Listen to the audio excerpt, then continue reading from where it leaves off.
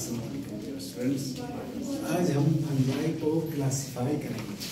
सबसे पहले दो बुनियादी बातें समझो। एक तो क्लासिफिकेशन क्या है, तो इसकी डेफिनेशन आपको पता है, arrangement of living things into groups and sub groups on the basis of their similarities and differences. जिनमें सिमिलरिटी हो उनको एक साथ रखो, जिसमें फर्क हो अलग रखो। ग्रुप के अंदर भी सब ग्रुप्स होते हैं।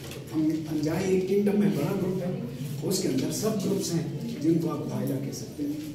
अच्छा, अब दूसरी बात जो याद रखने की है वो ये है कि किस बुनियाद पर क्लासिफाई करें।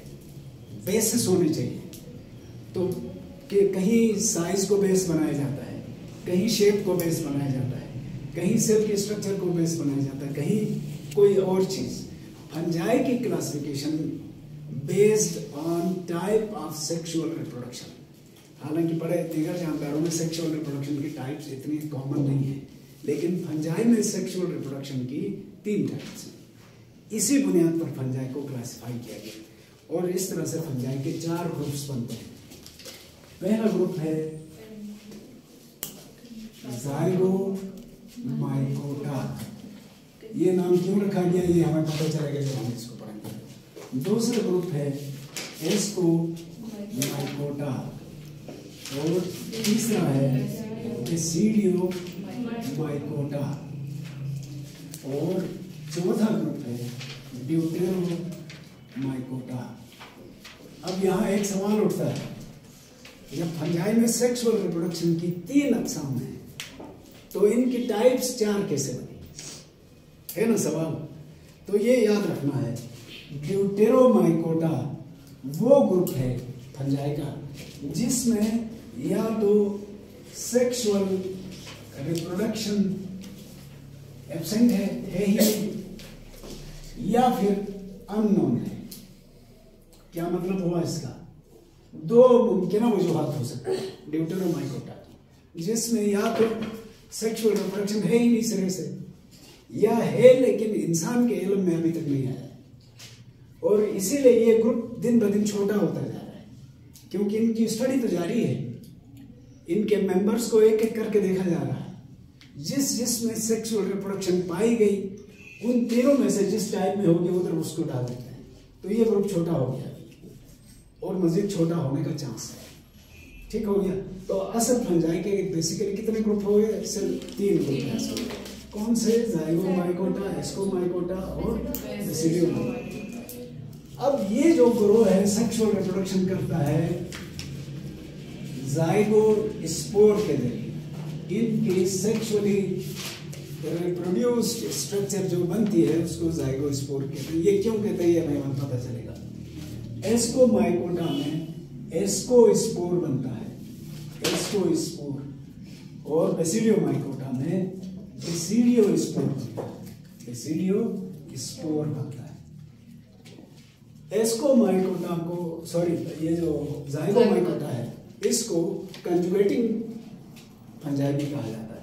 तो पहले देखते हैं ये कैसे होता है, कौन सा ग्रुप है। इसकी जनरल डिस्कशन से पहले हम एक एग्जाम्पल को क्लियर कर लेते हैं ताकि हमें इसको समझना आसान हो। इसकी एक बहुत मशहूर एग्जाम्पल है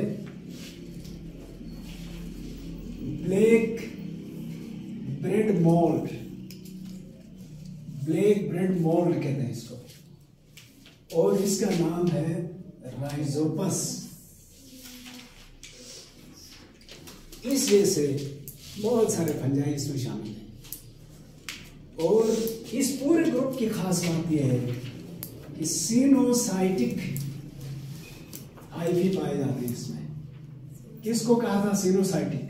जिसके मेम्ब्रेन्स जुड़े हैं, जिसमें बीच में सेप्टा ना हो या मल्टी न्यूक्लिएट हो, साइटोप्लाज्म मिक्स हो, अलबत्ता न्यूक्लियाई बहुत सारे हो, तो ये है। और इनका माइसीलियम या बॉडी इनकी 3 तरह के हाइफी से बनती है। एक हाइफी के टाइप को राइजोइड्स कहते हैं। राइजोइड का लफ्जी तर्जुमा है रूट लाइक, रूट जैसा, रूट नहीं है, रूट जैसा है। दूसरे है स्टोलन, और तीसरे हैं स्पोरेंजियोफोर्स स्पोरेंजियोफोर्स कहते हैं। तो ये 3 तरह के हाइफी से मिलकर इनका माइसीलियम या बॉडी बनती है। और ये ज्यादातर, ये तो सारे फंजाई की खूबी है कि फंजाई की अक्सरियत मॉइस्ट डार्क प्लेसेस पर ग्रो करती है या शेडी प्लेसेस पर, जहां धूप डायरेक्ट ना पड़े वहां फंजाई ग्रो करते हैं, और गीली जगह हो, रिच इन ऑर्गेनिक मैटर हो, 3 शर्तें हो तो बस फंजाई ग्रो करते हैं। पहली जगह डायरेक्ट धूप न लगे, दूसरी शर्त नमी हो, तीसरी शर्त ऑर्गेनिक मैटर हो। तो ये भी इसी तरह का है और ये डिकम्पोजिंग फंजाई है। इसको ब्रेड मोल्ड क्यों कहा गया?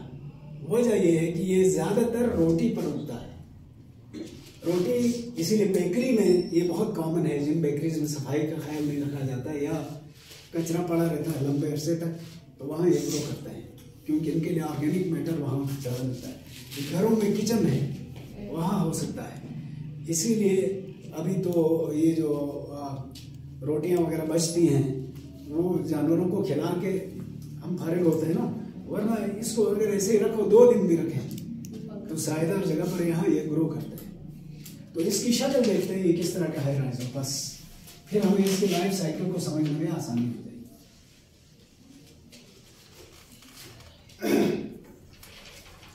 मिसाल के तौर पर ये पड़ी हुई कोई रोटी का टुकड़ा है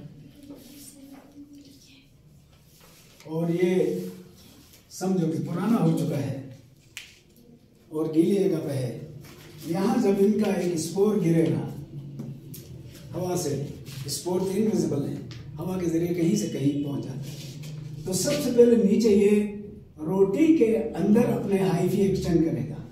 जो रोटी के अंदर धंसे हुए होंगे, नजर नहीं आएंगे, इनको कहा जाता है राइजोइड्स। ये रोटी के अंदर जाकर डिकम्पोजिशन करके खुराक को डाइजेस्ट करके एब्जॉर्ब करते हैं। दूसरे सरफेस पर फैले हुए, ऐसे जो सरफेस पर फैले हुए होंगे इनको कहते हैं स्टोलेंस। यही वो हाइफी है जो हमें नजर आता है, रुई या ऊन की तरह। और तीसरे ऊपर उठे हुए इस तरह से, इनको कहा जाता है स्पोरेंजियोफोर्स। स्पोरेंजियोफोर, ये नुक्ता याद रखना, फोर का लफ्ज बड़ा इस्तेमाल होगा। फोर का मतलब है ब्रांच। तो स्पोरेंजियोफोर क्यों कहते हैं? क्योंकि इन सब की टिप्स फूली हुई होती है। और ये फूली हुई टिप्स, अब आप समझ गए ना ये मैंने किस तरह बताया। यूं समझो रोटी के अंदर जो धंसे हुए हैं वो तो स्टोलेंस हैं, ऊपर जो फैले हुए हैं, सॉरी नीचे जो रोटी के अंदर जो थे वो राइजोइड्स थे, फैले हुए। स्टोलेंस थे जो खड़े हैं, स्पोरेंजियोफोर हैं। और यही खड़े वाले फूले हुए टिप्स हैं, ये ब्लैक होते हैं। इन्हीं की वजह से ब्लैक ब्रेड मोल्ड कहलाता है। ये इतने ज्यादा हैं कि पूरी ये स्ट्रक्चर हमें ब्लैक नजर आती है। और इस फूली हुई स्ट्रक्चर को स्पोरेंजियम कहते हैं, स्पोरेंजियम। और इसके अंदर जो सेल्स हैं ये स्पोर्स है, हैप्लॉइड स्पोर्स। इसका मतलब यह है कि जाइगोमाइकोटा या कंजुगेटिंग फंजाई में एसेक्सुअल रिप्रोडक्शन स्पोरुलेशन के जरिए होती है या स्पोर फॉर्मेशन के जरिए होती है। अब अगर सेक्सुअल रिप्रोडक्शन होगी तो कैसे होगी? यहां याद रखना, बैक्टीरिया की तरह यहां भी मेल फीमेल का कोई कंसेप्ट नहीं है, बल्कि उसके बजाय प्लस और माइनस स्ट्रेन्स का कंसेप्ट पाया जाता है। एक ही स्पीशीज के 2 मेंबर्स हैं, दोनों में मामूली जेनेटिक डिफरेंस है, तो जाहिर है एक स्पोर से ये पूरा माइसीलियम बना है, तो इस रोटी के ऊपर एक ही स्पोर तो नहीं गिरा होगा, एक और स्पोर गिरा होगा, उससे भी राइजोइड्स बने होंगे, इससे भी स्टोलेंस बने होंगे, उससे भी स्पोरेंजियोफोर्स बने होंगे, उसके ऊपर भी स्पोरेंजियम मौजूद होंगे और उसके अंदर स्पोर्स मौजूद होंगे। तो ये सेक्सुअल रिप्रोडक्शन करेंगे। अब सेक्सुअल रिप्रोडक्शन कैसे करते हैं? क्योंकि इनके धागे एक दूसरे के बहुत करीब हैं, इसलिए जब फर्ज कर लें ये प्लस स्ट्रेन है, ये माइनस स्ट्रेन है, तो इनके कोई से भी दो हाइफी करीब आएंगे, आमतौर पर ये स्टोलेंस करीब आते हैं सरफेस पर, कोई से भी दो हाइफी, शर्त नहीं है ये सारे हाइफी नॉन सेप्टेट है या यूं कह लें इस तरह से मल्टी न्यूक्लिएट है। तो जब प्लस और माइनस स्ट्रैंड के हाइफी एक दूसरे के करीब आएंगे तो क्या होगा ये देखना।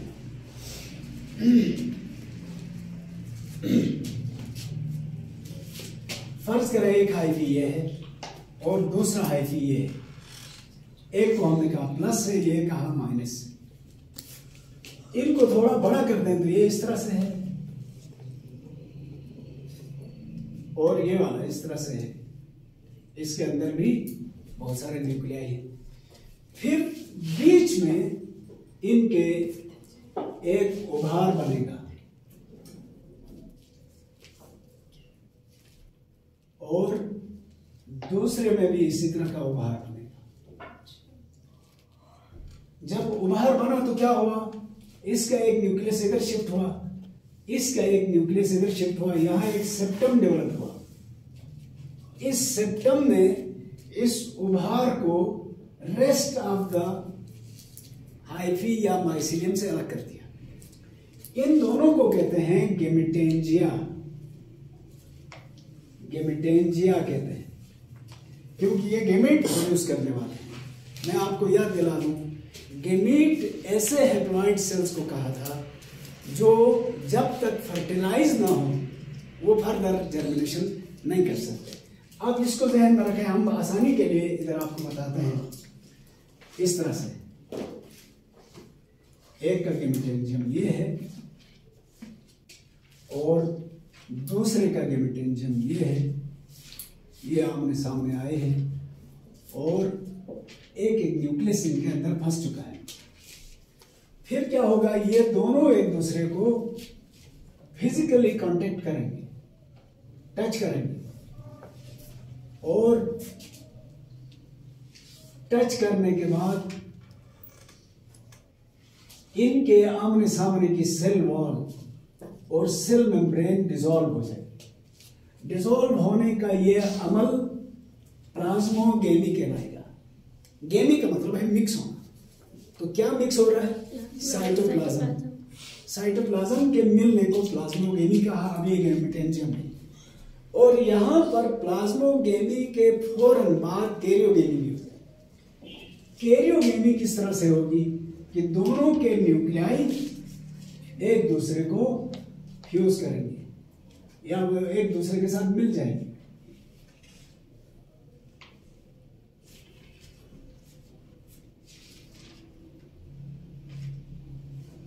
मिलने के बाद क्या होगा, दो अलग अलग न्यूक्लियाई कंबाइन हो गए। अब कंबाइन होने के बाद तो ये डिप्लॉयड हो गया ना, ये मालूम है कि नहीं, डिप्लॉयड और हैप्लॉयड मालूम। 2n लिखते हैं इसको। ये जब तक अलग अलग थे n थे, n का मतलब है हैप्लॉयड।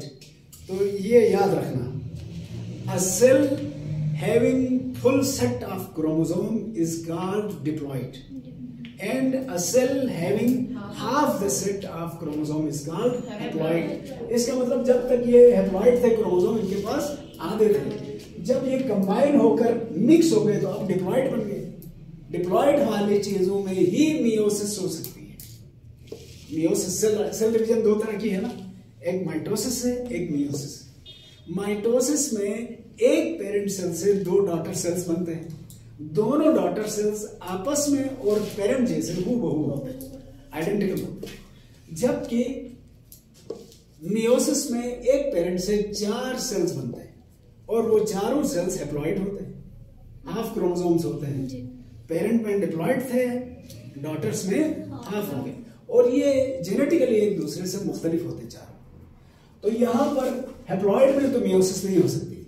डिप्लॉइड होने के बाद ये जो जायगोट बना है, यही zygote develops into another structure which is called zygospore.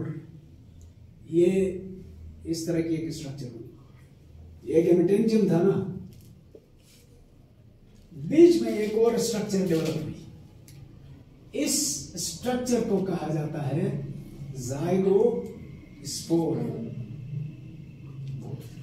इस जाइगोस्पोर में मियोसिस होगी और मियोसिस के बाद इसके अंदर 4 सेल्स बनेंगे। ये चारों सेल्स अगेन स्पोर्स कहलाएंगे। फर्ज करें 1 2 3 4, ये 4 सेल्स बने हैं, ये चारों सेल्स स्पोर्स कहलाएंगे। अब ये इधर रहते हुए ग्रो करेंगे, एक ये ग्रो किया, दूसरा भी, तीसरा भी, चौथा भी। इसमें डायग्राम में कंफ्यूजन से बचने के लिए हम एक ही दिखाते हैं। ये क्या कहलाएगा? Germinating zygospore. और इसका भी टिप फूल जाएगा, फूलने के बाद ये स्पोरेंजियम बन जाएगी और इस स्पोरेंजियम के रप्चर होने के बाद स्पोर सारे रिलीज हो जाएंगे। अगर ये स्पोर किसी मुनासिब जगह पर गिरे, जैसे पुरानी रोटी या गली सड़ी किसी चीज पर ऑर्गेनिक, तो they will develop into mycelium. समझ आ गया? ये बहुत आसान भी है और बहुत दफा एग्जाम में पूछा भी है। सर यहाँ पर ये सेल जो स्पोर्स समझ में नहीं आया। मैं बताता हूँ, देखें यहाँ हैप्लॉइड एक न्यूक्लियस था ना, फर्टिलाइज होने के बाद डिप्लॉइड हो गया तो उसका नाम क्या रखा? जाइगोट। यही जाइगोट थोड़ा जर्मिनेट होकर छोटी सी थैली बन गया है, उस थैली के अंदर एक ही न्यूक्लियस है डिप्लॉइड। इस उभरी हुई चीज को या इस स्ट्रक्चर को जाइगोस्पोर कहा, जिसके अंदर एक डिप्लॉइड न्यूक्लियस है। अब ये डिप्लॉइड न्यूक्लियस एक दफा मियोटिक डिवीजन से गुजरा, मियोसिस हुई, इसमें मियोसिस हुई तो एक न्यूक्लियस से कितने न्यूक्लियाई बने? 4। ये चारों इसी स्ट्रक्चर के अंदर रहकर जर्मिनेट करेंगे। एक ये बना है, दूसरे से भी इसी तरह की चीज, तीसरे से भी, चौथे से 4 स्पोरेंजियोफोर्स बने। ये स्पोरेंजियोफोर कहलाएगी ना।